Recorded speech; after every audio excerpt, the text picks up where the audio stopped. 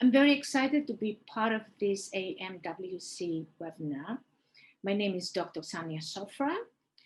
I have a doctorate in neurophysiology from City University London and a doctorate in clinical psychology from the New School of Social Research in New York City. Today, we're going to be talking about Empower the Woman. Recently, I published about 11 articles, and most of them are related to this subject matter. So I included in the presentation. Number one problem is hormonal imbalance. And it's not about replenishing one hormone, it's how these hormones interact and the position of these hormones in the normal range. So cortisol can be really high up on the normal range and very easily get above abnormality. And T3 can be close to the bottom of the normal range and very fast can evolve into the onset of the hypothyroid disorder. So a preventive perspective focuses on the rate of differentiation. That means how the hormones interact and how they change, the small changes, the minor imbalances within normalcy before they're exacerbated into a medical disorder. Very important part is that the metabolism slows down with age. So you have what we call the decreased basal metabolic rate, BMR. What we found, and this is the paper that I published on how to get rid of visceral fat that was just published, as a matter of fact, what we found is that we used a new alternative to exercise, a new method. And we found that after 12 treatments, BMR was significantly increased, and it was actually increased on all subjects. And the increase was quite significant because it was 97.44%. It's quite high percentage of increase. And they also lost kilograms, about 6.32% of kilograms were lost. Now, the other problem is the visceral fat. Unfortunately, visceral fat cannot be removed by lasers or RF because it wraps itself up around the vital organs and invades them. And that's how we have what we call the fatty liver. There are some studies, I looked at many as much as I could on everything. There are some studies that claim that they have removed visceral fat. However, there are methodological problems with these studies. Number one, by Duarte et al., they did a couple of studies. In the first one, they claimed that there was visceral fat decrease, but they also combined laser and exercise, so we don't know which one produced that decrease. In the second one, they did not find any decrease. And then you had the study that was not a peer-reviewed study in the Bulletin of Chiron University, but they talk about reducing visceral fat, but when they're looking at the results, they just talk about basically overall fat.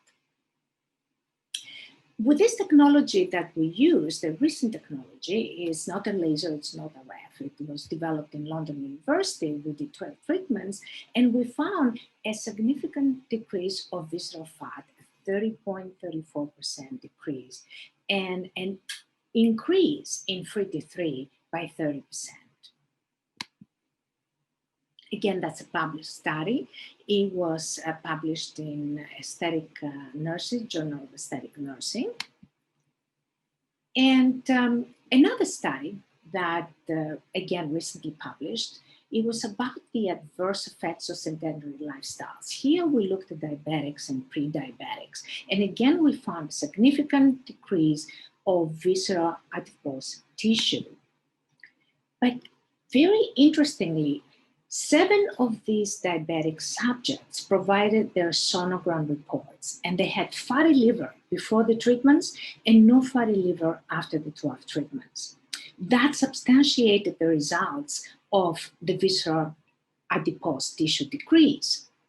We also looked at the sugar levels and also the insulin levels, and we found a significant decrease of both fasting blood glucose, and PP, and insulin fasting and insulin PP. There was a significant decrease before and after. And there was a significant reduction in CM in the upper abdomen and umbilicus, which are the parts where the visceral fat accumulates. This is just some of the pictures of the patients that participated in this particular study, and my co-author was Dr. Sheetal Badami.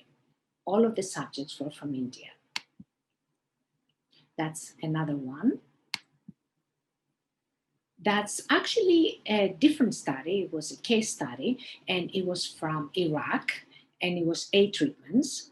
These patients seem to have had very good results. This is a study that we did in Hong Kong. I did this actually. It was just one treatment. The lady was slender and young, and the results were quite significant. Now, can we get the same results with exercise? The problem is that you need very strenuous exercise to get rid of visceral fat. And overtraining causes a hormone imbalance, because it basically, what you see is you see an inverse testosterone-cortisol relationship where testosterone declines and cortisol increases. Well, when you increase cortisol, you're going to increase hunger. And testosterone, again, you're going to decrease energy, you're going to increase hunger. So it can be a problem. Now, what we saw, that's another study that I recently published, we looked at a mean average testosterone increase of 62.18%. It was very significant. Significance comes when all the subjects have the benefit or present a benefit. The mean average cortisol decrease was 7.33, minus 7.33. So you have here the opposite of strenuous exercise, because the body is not stressed, where testosterone increases and cortisol decreases. Now, decreased cortisol will reduce hunger. There is some other components, leptin and ghrelin imbalance. Leptin is the anorexic hormone, and ghrelin is the orexogenic hormone. It increases appetite, whereas leptin decreases appetite. So when you have an imbalance in these two hormones, that happens as a result of excess toxicity in the system. What happens? That increases hunger, you consume more food, that increases gain, weight gain, the weight gain and the adipose tissue, the fat cells also have toxins, so that increases toxicity and it becomes a vicious circle. So again, ghrelin, the hunger hormone, leptin, the anorexic hormone. Now, there are lasers and RFs, they combine lasers and exercise, and they found a decrease in leptin. We don't know why, but that's the opposite result of what we would want, because that would increase hunger. And basically, most likely it's because the exercise will increase hunger, because you expend the energy, there's energy expenditure. So you increase hunger to kind of get your system working again, to replenish the energy in the system. What we found is a documented increase in leptin and a decrease in ghrelin. And also we found that the subjects reported that there were decreased cravings for fatty foods and sweets, yet normal appetite after 12 treatments with this new technology that I've been telling you about that was developed in London University. And here is the article. Again, it was published in Scientific Research. It's an open access journal, so you can actually get the article and read it. It's called The Importance of Systemic Balance in Safeguarding Health.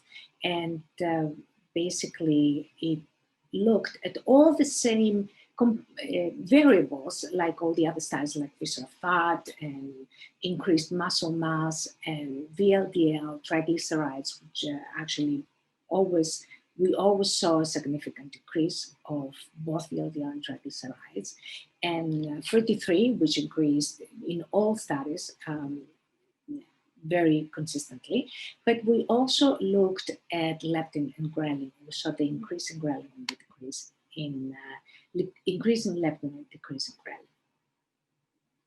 And this is the actual results. There was a 10.82 increase in leptin and a minus 7.35% of decrease in ghrelin.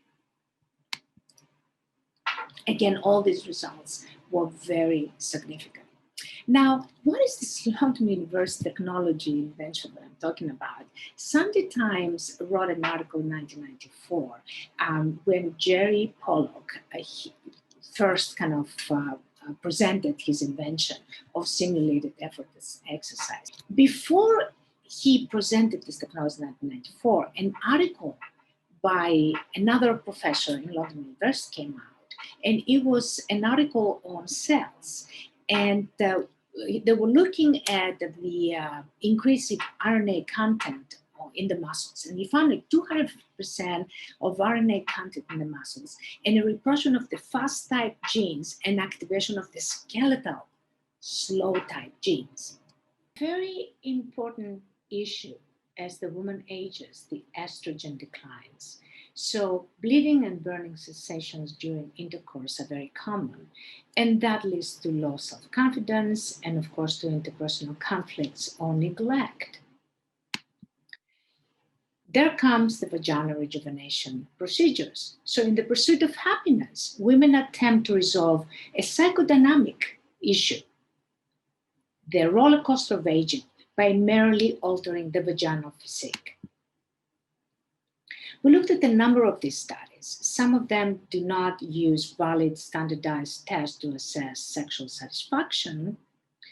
For example, Allison et al. Study reports 23 out of 25 subjects reported sexual satisfaction, but when you looked at them, only 9 out of 25 subjects reported increased orgasms.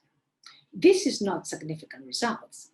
Other studies, laser vaginal rejuvenation studies, use the FSFI, which is quite common in these studies. It's used quite a lot. It's a standardized instrument, and reported 92.9% reported increased satisfaction, but 90.9% is not really a significant result. So some of the subjects did not experience that. There are other problems. None of the studies understand the woman and the complexity of all the hormonal interactions and the psychology of the woman. And none of them look at quality of life. The other problem is the FDA in 2018 stated that the full extent of the risks of these laser and RF and vaginal rejuvenation by plastic surgery procedures is unknown. And some of the reports indicate that some of these procedures could cause serious harm. What we did in these 2 articles is I looked at the number of studies on vaginal rejuvenation, and then what I did, I looked at a number of women that we correlated their FSFI scores with the lie scale, the hysteria scale, and the depression scale of the MMPI, which is a very valid psychological instrument, and also the differential emotional scales. And what we found is that 98% of these women were basically organized around joy, shame, and sadness. So underneath that positive persona, there was sadness and shame. And they were reporting that they were happy with their procedures. However, because of their high lie scale, it was suspected that they were not completely honest. And we hypothesized, and we also looked at therapy notes, and we found out that they were happy with satisfying their partners, but their sexual satisfaction was simply not there. So empowering the woman is very important because females are often in charge in keeping the family together. Therefore, unhappy females will lead to unhappy relationships. in order to empower the woman, we have to understand the woman, and we have to allow her to assert herself without the fear of judgment. So my caution to vaginal rejuvenation doctors is in assessing female satisfaction with short self-report questionnaires like the FSFI. You need to be careful because they may be insufficient in assessing the richness of the female psychology and the female dynamics. Therefore, the conclusions that you draw from your short self-report questionnaires that basically claim satisfaction may in fact be false or invalid. And this is the board of different clinicians that are conducting research for us, different research projects on hormonal balance, hunger, lipids, cholesterol, inflammation, etc., diabetes, and so on. And with this, I would like to end my presentation and thank you very much for including me in this wonderful AMWC webinar. Thank you.